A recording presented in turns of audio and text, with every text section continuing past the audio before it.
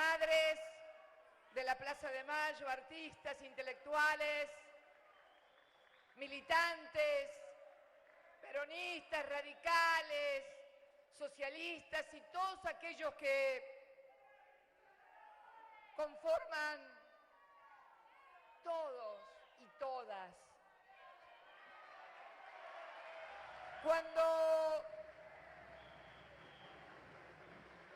Debo decir algo antes.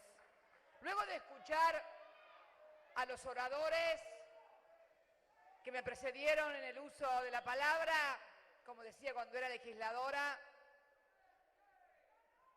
todos creen que el acto lo organizaron los amigos radicales. Lo organicé yo para que pudiera quedar muy moderada y muy modosita, porque la verdad que han dado unos discursos flamígeros, pasionales,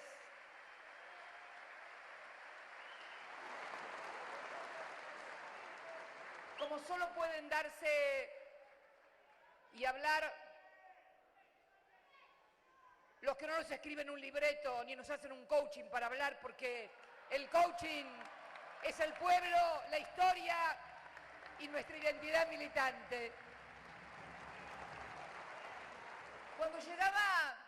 Cuando llegaba aquí, alguien me preguntaba, medio en broma y medio en serio, si no me parecía extraño venir a un acto convocado por militantes, por dirigentes radicales. Y le dije que no, porque en realidad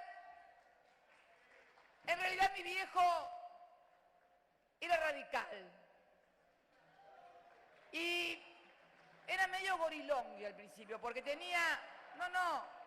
hay que entender, porque yo creo que muchas cosas que se dijeron hoy aquí, ese corto que vimos y la propia historia enseña por qué hay ese flujo y reflujo, como señalaba Leopoldo, del movimiento, no de los movimientos, del movimiento nacional, popular y democrático que encarna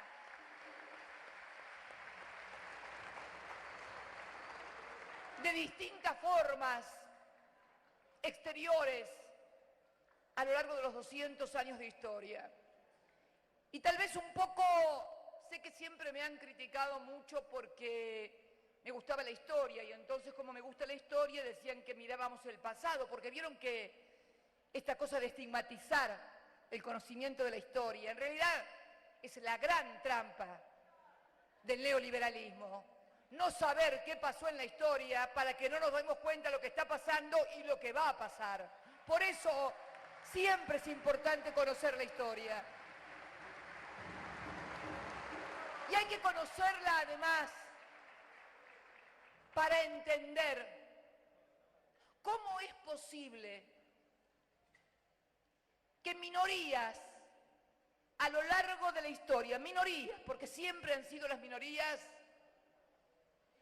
puedan lograr la división del campo nacional y popular, el enfrentamiento, muchas veces entre los argentinos, y de esta manera, pivoteando sobre estas diferencias, pivoteando sobre lo que podríamos denominar no contradicciones secundarias, sino contradicciones ridículas e inexistentes, llevan agua para su molino, consiguen la división del campo popular y someten al conjunto de la ciudadanía a políticas antipopulares que finalmente culminan siempre con crisis institucionales en las cuales se retiran momentáneamente.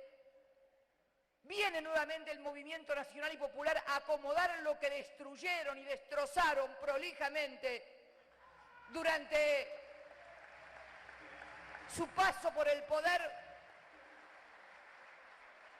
no sin antes haberse llevado todo.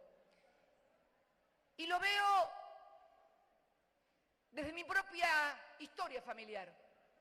Recién veía, y veíamos todos, ¿Cuál era el medio por el cual atacaron a Hipólito Yrigoyen? Lo estigmatizaron, lo trataron de corrupto. En ese momento no había radio. En ese momento era la prensa gráfica, los medios gráficos únicamente, los que estigmatizaban. Y lograron convencer a parte de esa ciudadanía que Yrigoyen estaba bien al ser derrocado. Mi abuelo, que luego se hizo peronista, pero antes era conservador, nunca lo pude entender. No tenían ellos, yo no había nacido, dónde caerse muertos. Y sin embargo, eran conservadores, del conservadurismo popular de la provincia de Buenos Aires. Me quedé con las ganas de preguntarle por qué, porque mi abuelo murió muy joven, pero pivoteaba sobre esa idea. Mi abuelo en mi casa se hablaba del peludo. El peludo era Yrigoyen. ¿Por qué en mi casa, que era de obreros y de gente humilde, se alineaban con un partido que estaba en contra de los intereses populares? Por esto que estamos machacando desde hace mucho tiempo. La subordinación cultural, la penetración en aquel momento de los medios escritos, hoy mucho más sofisticados, pero si uno escarba la pátina de las cosas, ve que se ha evolucionado en la tecnología, que se ha evolucionado en la discursiva, pero en definitiva siempre es la misma historia. Modelos extrapolados e instalados en el continente, porque fíjense ustedes que mientras Hipólito Yrigoyen gobernaba en la Argentina, asesinaban a Sandino en Nicaragua. Fue siempre así. El ataque a los movimientos nacionales y populares, y siempre, absolutamente siempre, pivoteando sobre la división del campo popular, de los ciudadanos. Hace pocos días estuve en Ecuador, me invitó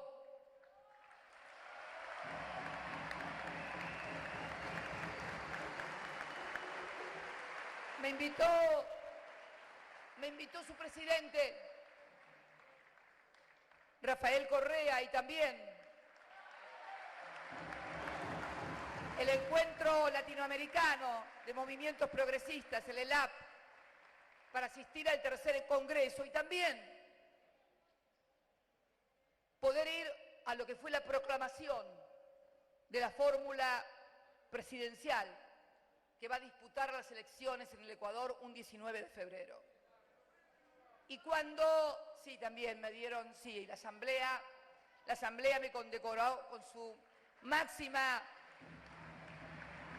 reconocimiento, la Orden de Manuela Sáenz. Para los que dicen que soy soberbia y orgullosa, no quería decirlo porque si no parecía como que me estaba haciendo autobombo. Y no es la idea, al contrario. Mi idea, y esto quiero que lo tengan claro, no solamente los que hoy están aquí, no solamente quienes participan de este espacio. Quiero que tengan en claro los 40 o 42 millones de argentinos que el rol que desempeña esta mujer argentina va a estar orientado única y exclusivamente a lograr la conformación y construcción de una nueva mayoría que le permita a los argentinos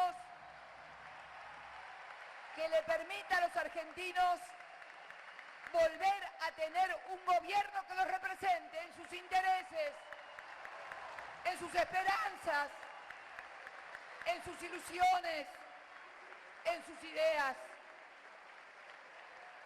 Quiero decirles también, como un compromiso de honor frente a todos ustedes, que no voy a tener una sola actitud, una sola decisión que obstaculice la construcción de ese frente, que para mí y para mi compromiso con la memoria de mi compañero Es lo más importante que me resta hacer en toda mi vida.